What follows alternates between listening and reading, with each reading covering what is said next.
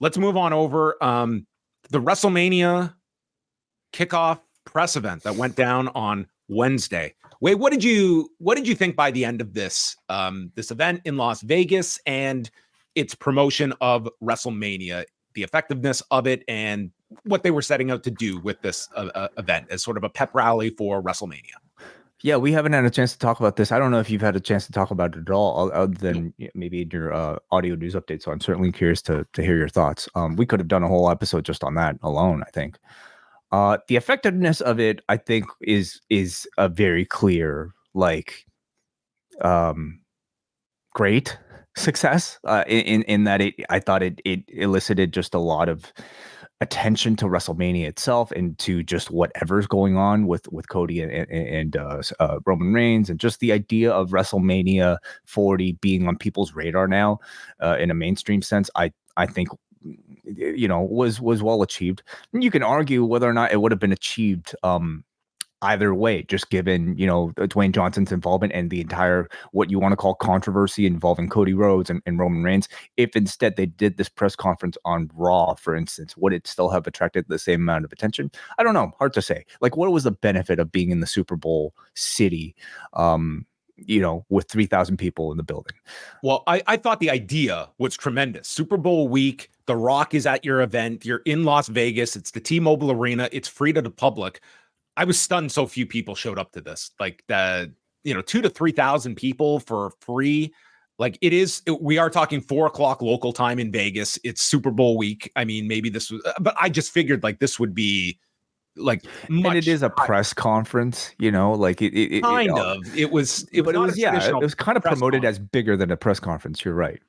This was kind of like what it felt like was pretty much like one of those old Attitude Era opening segments of Raw. A 20-minute segment is what we got with the main players for WrestleMania. I would say that if you were to take me back, Rock signs this deal, the SEC filing, it's January 3rd. And you're to tell me, okay, John, this is the whole lead up to this press conference and coming out of it, how we get to Reigns and Cody. And you take me through Cody winning the Rumble. He then gives up the spot. He's proposed an alternate route by Seth. He goes out on SmackDown, steps aside, and says he will not take on Roman Reigns at WrestleMania. Rock comes in. Rock is going to end up getting a heel reaction. We're going to run with the heel reaction. It's not going to be Rock and Reigns. It's going to turn into Cody and Reigns as planned. If you laid all this out to me, I'd be like, dude, this sounds horrible. This sounds so complicated from what you're thinking. But the end result is that there's a massive interest in what they have created. And there's a ton of buzz. I would say Cody is a more over babyface now than he was 3 weeks ago. So you are where you need to be in that sense. But just kind of on that thread, I don't buy for a second that all of this was planned from January 3rd. I mean, anybody who feels that way, I'm sorry. Okay, tonight we had last week 7 days out, and we have talked about Hunter's stellar record when it comes to advertising things and delivering them. Well, tonight we had, for 7 days, Nick Aldis is going to name Logan Paul's opponent for Elimination Chamber. First segment, he is now in a qualifying match next week. So we had the most redundant Logan Paul cameo on this show, where he was just physically there to do this angle and had nothing to do on the show. So obviously that aspect changed. I think there has probably been, I think the CM Punk injury caused a huge ripple effect. And that has among other things. The Cody segment from last Friday makes no sense. No, and they made no effort to address it. That was one of the probably biggest things. You asked me what I thought about the kickoff. Overall, in terms of business, a tremendous success for I think this is going to be a big mania. I think that there's a ton of interest for it. Cody feels so hot that it's just, the meal is going to taste great at the end, but the ingredients just are this is a really baffling lead up to get to where they are, but you can't deny that it's working. Yes. Creatively, I thought it was kind of abhorrent. Like okay, what I was expecting a pivot from whatever that they had planned, introduced to us last week with Cody giving up the spot, and the company moving forward with Roman Reigns versus The Rock. I was very confident in that. What I was expecting, and maybe a bit disappointed in that we didn't get, was maybe a more organic pivot rather than just a strictly hard one that we got from the events from Friday, where all of a sudden Dwayne Johnson is on Pat McAfee show. And you know what? Even the Pat McAfee appearance, I thought, like, felt very much in line with whatever Dwayne Johnson we would have expected from last Friday. You know, he's seeing all this feedback. He's calling them what do you call it? He was market testing the Cody Crybabies line. Like, obviously, Cody like he saw that, got the reaction, and he's running with that. And you know, that was the tagline that caught on from the McAfee show.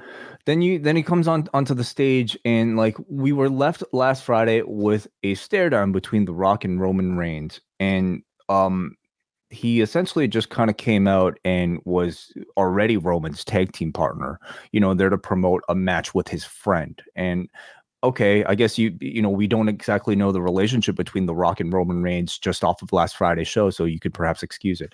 But the main sort of thing that I felt they really needed to answer was why Cody gave up the spot, why he said not at WrestleMania, and then just suddenly came out as if he didn't say it to say, I challenged The Rock at WrestleMania. Ultimately, like, fans are just happy to see this match, but I expected, especially under this regime, a more sort of I don't know, graceful pivot than just one where we just completely ignored the events of last week. You know what this felt like in terms of the like different storyline changes and lack of sense was a few years ago when they did the Shane McMahon the lockbox with Vince, and we never found out the contents of this lockbox. And then we went into WrestleMania, where if Shane beat The Undertaker, he would get to book Raw, as I recall. So he loses the match and ends up getting to book Raw. Like, that is how they came out of this, where he got no mention of the lockbox. And no mention of the lockbox. I mean, it did have a comparison. Long term, still let it play out. Let it play out, John. You know, maybe 10 years from now. Yeah. But I thought overall, like, the idea of doing this kind of kickoff pep rally, I thought it was a great idea. I just don't think it really met the there was, I would say, a pretty good amount of attention coming out of it on the segments itself involving the key players. Yes, and I would say, to me, the overall feeling coming out of it was overwhelmingly positive. Not for one thing, people were really happy to see Reigns versus Cody confirmed. I think the interaction between Cody and Rock was incredible. Now, there's a rumor that Seth was there. So let's maybe talk about the other criticisms, because all of those things were great. Like, you know, just even whatever they're teasing with Hunter and The Rock is great.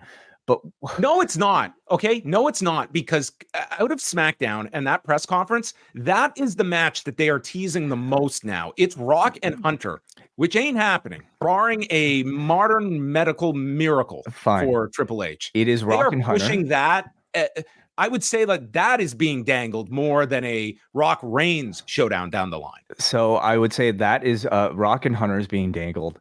Second from that is Rock and Cody, which is not your WrestleMania main event.